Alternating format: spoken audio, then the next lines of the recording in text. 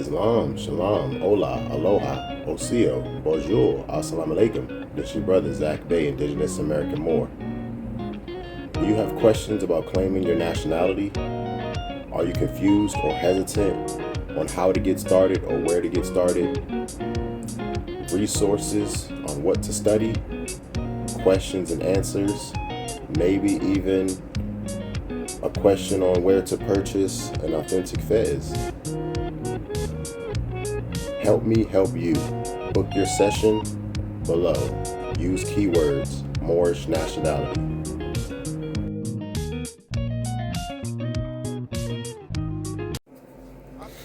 Islam, Shalom, Hola, Aloha, Bonjour, Osio, Assalamu Alaikum. It's your brother Zach Bay, Indigenous American Moor, coming to you live in full effect. Like, share, subscribe to my channel, hit the notification bell down below so you can be notified whenever I'm dropping new content. Leave a comment, interact with me. Thank you. I really do appreciate your viewership. Let's jump into another one. Today, I'm going to show a few videos, and the context and the main focus of the topic today is going to be protecting your privacy. How our privacy is currently being under attack right now, and how there are plenty of scams and schemes to obtain your identity or your digital fingerprint or footprint in order to take control of your assets, create false and fake accounts within this artificial matrix, and just making your life that much more difficult, fam. So I want to start off by, I want to first show a few videos. It's going to be maybe like 3 videos, a few minutes each, just talking about some of the privacy issues that we're currently going through when it comes to traveling.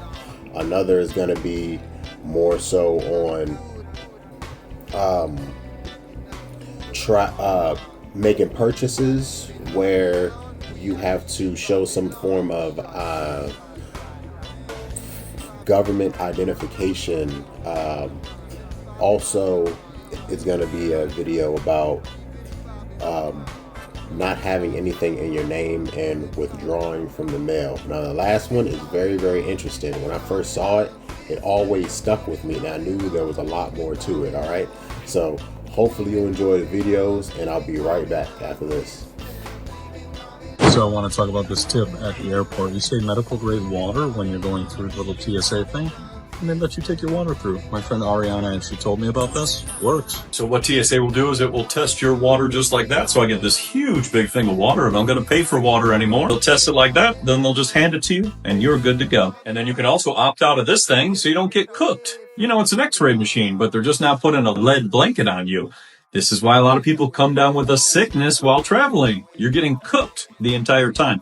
So you can opt out of that, get a little pat down. Then you know this whole yearbook photo thing? You can opt out of that as well. So you can bring your water, you can opt out to get irradiated, and you can opt out of turning into George Orwell 1984.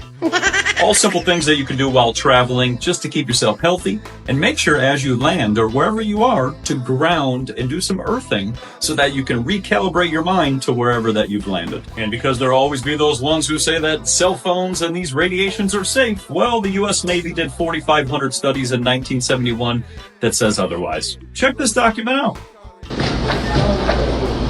What happened? They want to open. Can't you open it? What do you have to do now? I have to do the ID to unlock it. No, what do you do it? How do you scan it? I don't know.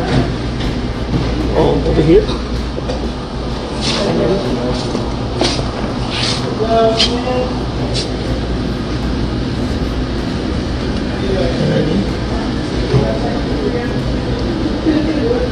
You have to place it face down, baby. Oh, face down? Like that. Oh, okay, yeah, that's right. Scan And it. again. No, el vato quiere beer y no sabe ni scan la ID. Okay, this is my first time ever doing this. Select what door you want. Door Oh my number god. 6. Door number 6. Oh, you win $1,000. Unlock door. Look, now I can open it. May I help you? Yeah, I'd like to cancel my mail. Certainly. How long would you like us to hold it? I want out permanently. I'll handle this, Violet. Why don't you take your 3-hour break? All right, calm down, everyone. No one's canceling any mail. Oh, yes, I am. Well, what about your bills? The bank can pay them. The bank. And then, well, what about your cards and letters? Email, telephones, fax machines, FedEx, telex, telegrams, holograms. All right, it's true. Of course, nobody needs mail. What do you think you're so clever figuring that one out? But you don't know the half of what goes on here. So just walk away, Kramer. I beg of you. Is everything all right here, Postal Employee Newman? Yes, sir. I believe everything is all squared away. Isn't it, Mr. Kramer? Oh, yeah. As long as I stop getting mail.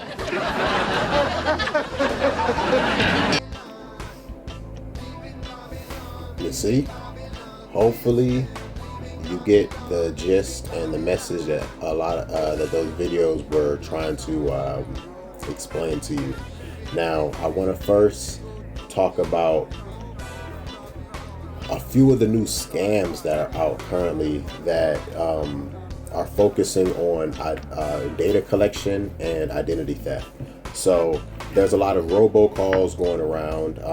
There's AI bots calling and doing recorded messages wanting to potentially get the answerer, you, to potentially answer in the affirmative by saying a yes.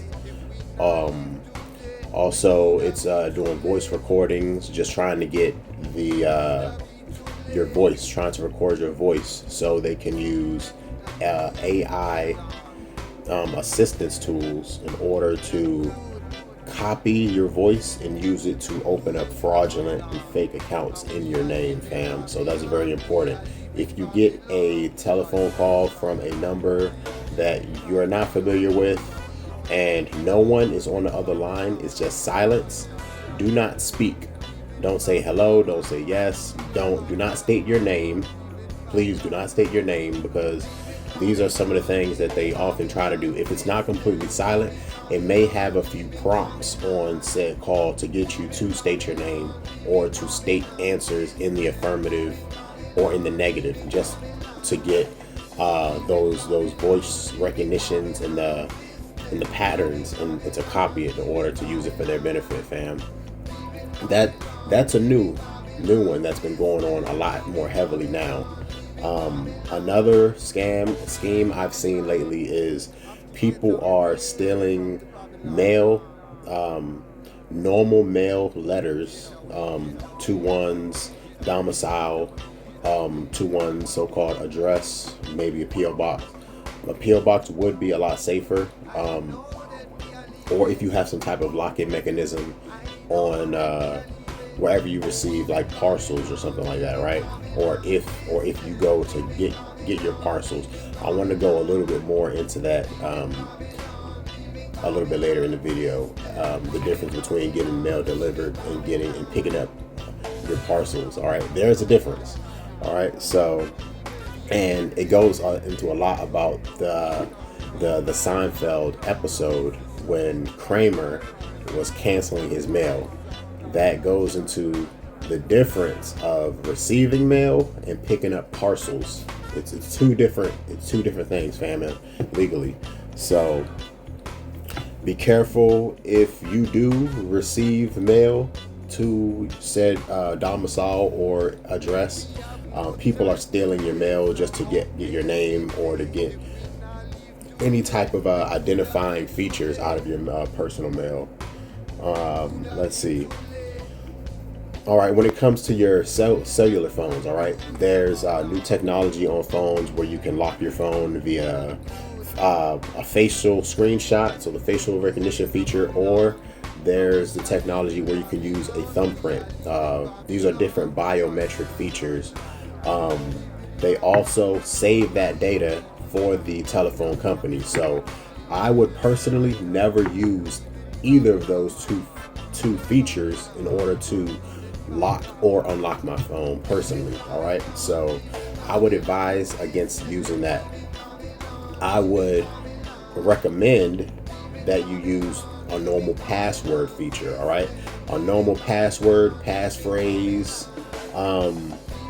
Maybe don't even do the pattern. Just do like a simple password, because when it comes to the thumb biometric and the facial recognition biometrics, policy enforcers or police officers can actually bypass your Fourth Amendment, which protects you from searches and seizures, on unreasonable searches and seizures, and the protection of your personal effects papers. They can bypass that protection by using the biometrics or the face. But if your phone and your privacy is protected via password, legally and constitutionally, they cannot force you to give them said password in order to gain access to your personal information and data. All right, so always use a password over facial recognition or the biometric thumb scan. Also, the protection of the Fifth Amendment, helps you for not incriminating yourself, so you don't have to give them a password. All right, that I plead the fifth thing, as well. So, moving along here. All right, I spoke about how the Fourth Amendment protects you from searches and seizures, unreasonable searches and seizures. That is due to if any policy enforcer, police, sheriff, marshal intends on violating your rights, and you've stated clearly that they do not have a search warrant, and they haven't presented you with a search warrant and they don't have one, you have the right to not allow them access to your property, your automobile, anything that's locked, anything that is protected via the Fourth Amendment, and giving them incriminating information about yourself via the Fifth Amendment. So that that protects you from there. Let's see. There's these attorneys. I don't have a video clip for them, but you may have seen them on social media. I know that they have like a IG, and they do plenty of videos on Instagram. I believe they may also have a TikTok. They most likely have a Facebook as well. But I pretty much it's two attorneys based out of California, I believe, and one of the major messages in their clips when they're giving legal advice is to shut the fuck up. All right, plain and simple. I like to call them the shut the fuck up guys, because they advise everyone when it comes to speaking with policy enforcers, aka police officers, sheriffs, deputies, things like that. Any of these alphabet agencies, when it comes to protecting yourself, use your Fifth Amendment and shut up. Don't say anything. You have the right to remain silent. You have the right to not incriminate yourself by the words that you're saying by answering questions. All right, so you can always answer, I plead the fifth, I don't answer questions. And if they keep getting irate, if they get a little start like harassing you or getting pushy, you can always ask for an attorney to be present. Ask to speak to your attorney. Try to contact your attorney if you have one, a lawyer or attorney. Those are normally sort of like secret phrases or codes in order to get them to stop pressing you, because once you invoke that you are standing on your rights, all right, and you are completely within your rights, that gets rid of the immunity that a lot of these policy enforcers have.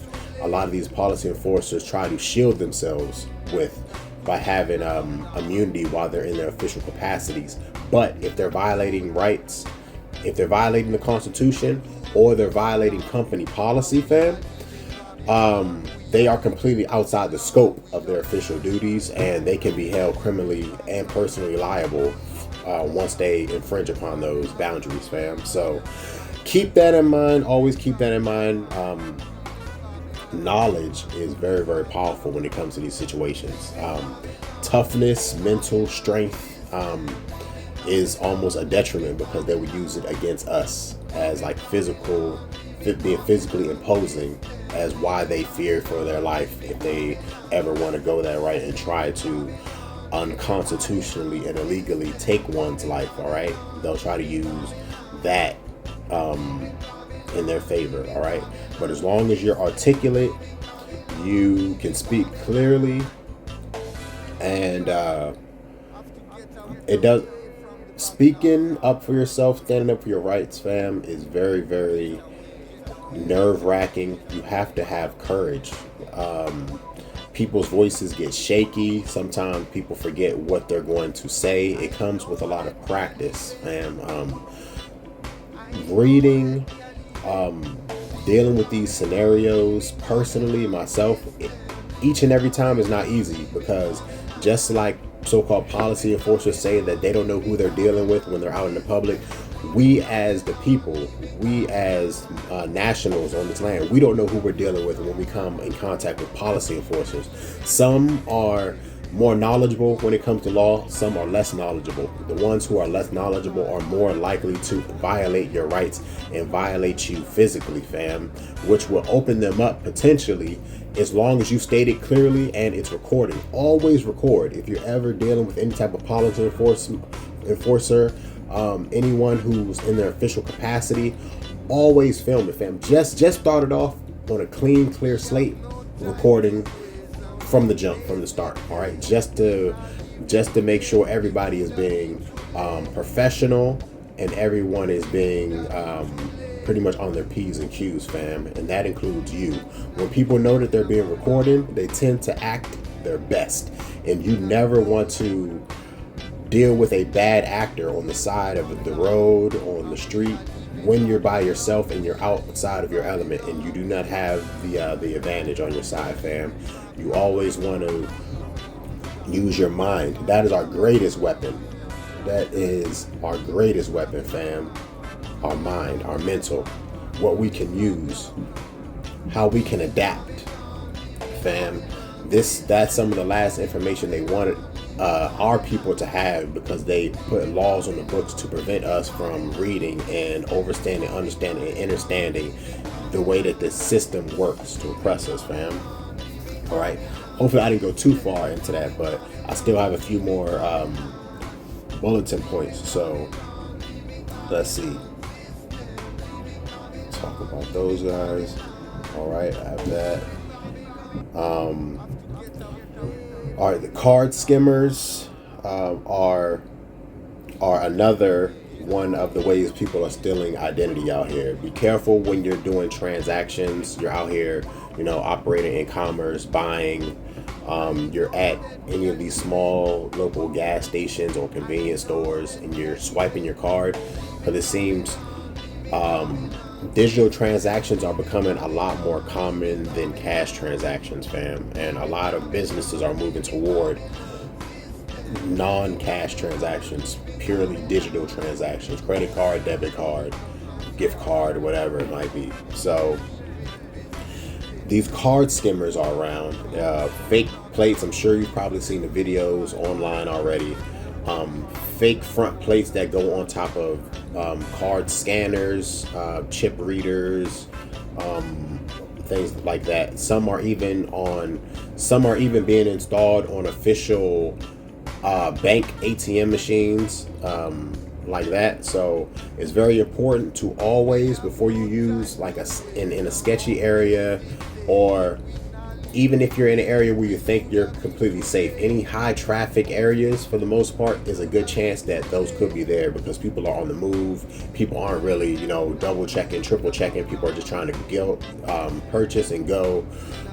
So make sure, if you're scanning your card frequently, that you check, you give the machine a couple tugs, maybe, you check to see if there's any weird tape or anything covering up any spy holes that might potentially be trying to record your PIN code as they're doing that, fam, because there's more than one way to do it. There's ways that they can get your information digitally just by you inserting your card into that, and then there's ways where they're actually installing tiny hidden cameras where they just record your PIN information, or they use those hand in hand together. they'll have the skimmer, which is taking your car data, and then they'll have the hidden camera that's recording your PIN number, so they can just add those two together. All right. So be very, very careful. I actually ran into one of those at one of my old places of employment a few years back. Was just started my shift, was just walking in. The other person was leaving on the shift, and they pretty much just handed me that and was like, hey, somebody just found this here. I already called the police, they're on their way, and I have to go, so you can deal with it. So yeah, I pretty much clocked in, talked to the person who found it. We waited there, and I waited for the police to come in order to give them the skimmer and talk to them a little bit about who potentially may have installed it. Just the normal gist that you would do, when you turn something like that in, fraud. So I know I do make a lot of comments about, how not to trust policy enforcers, so-called police officers. I just want you to know that I do have family members that are in law enforcement. I do have close friends of the families that were in law enforcement. I'm not against them at all. I am against people who are oppressing our rights and who are hiding behind the honorable station of being a peace officer, fam. That's what I'm against. I'm against those people who are cowards, who are using that position, who are using that authority given to them to boost their egos, to settle some type of vendetta from them being bullied in high school or college or something like that. Them finally getting some kind of authority and wanting to wield it over someone who they think has done them wrong in the past, or someone like them who's done them wrong, fam. It's a lot of cowards out here who are in the uniform, who are wearing badges, who are out here indiscriminately killing people who do not look like them, who are in actuality members of the Ku Klux Klan, who are simply parading and masquerading as police officers and peace officers, and they're really white knights of the Ku Klux Klan, fam. Really.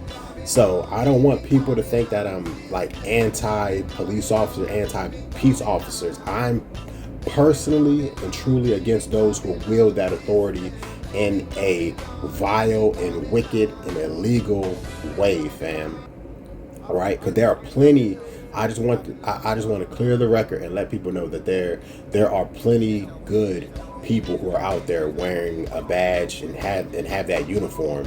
But unfortunately, the thin blue line in that code, that oath that they've taken as a brotherhood within that fraternal order, sometimes supersedes the duty that they have to the public, because they want to have a duty to their brotherhood, fam. So they'll often turn their backs. Some officers who could be potentially good might turn their back, might turn a blind eye, and that's a slippery slope for just letting one of your colleagues get away with something that you don't want to speak against them on. All right, it's not enough good policy enforcers, not enough good police officers who are holding the bad ones accountable, fam. It's not enough.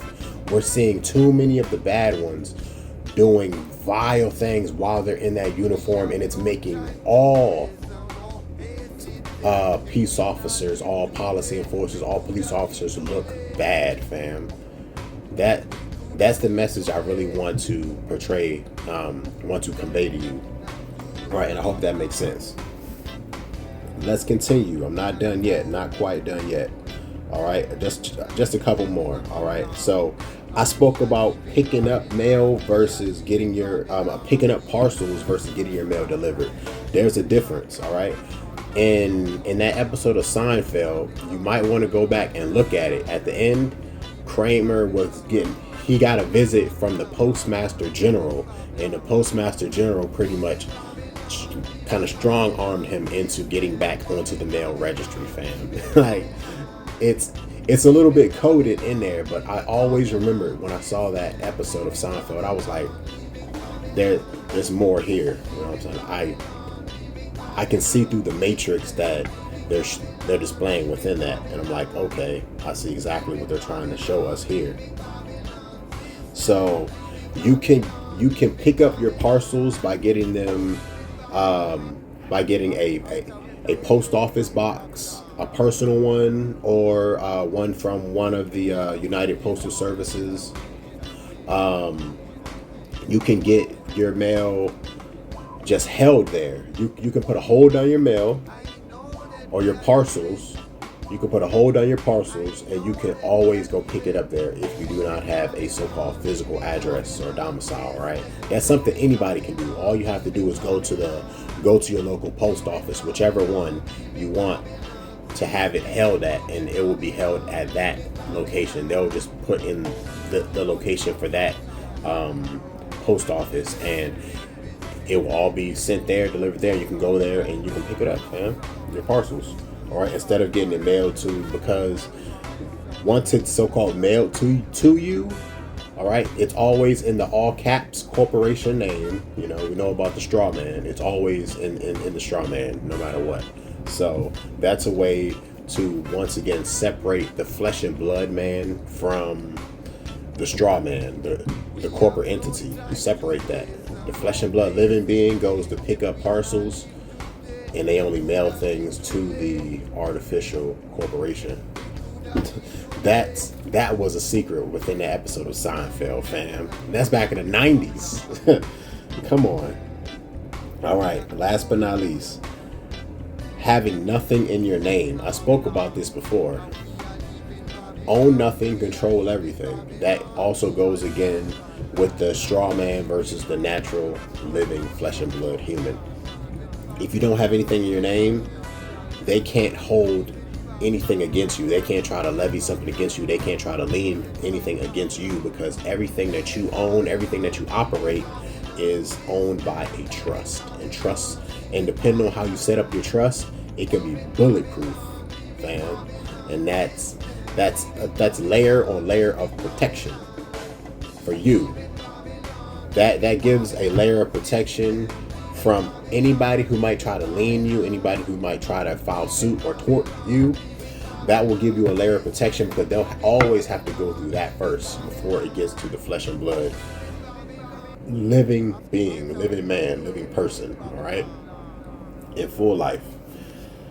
All right, so I spoke about having a trust, potentially having an LLC, even an S corp that you can put ahead of you whenever you're doing business, whenever you're operating out here in this matrix. You can always put that first, and you can operate within that, which gives you a layer of protection, fam. All right, so you can have your LLC, and you control and operate your LLC, but your LLC is owned by your trust. So all you do is control and operate your LLC, but your trust owns your LLC, and you are indeed a party to said trust, which ties you into all of that, and it gives you 2 layers of protection before anything comes back to you, the physical flesh and blood human, any type of liability, right? So when it comes to protecting your privacy, there's a lot of ways to do it. There's a lot of angles to look at.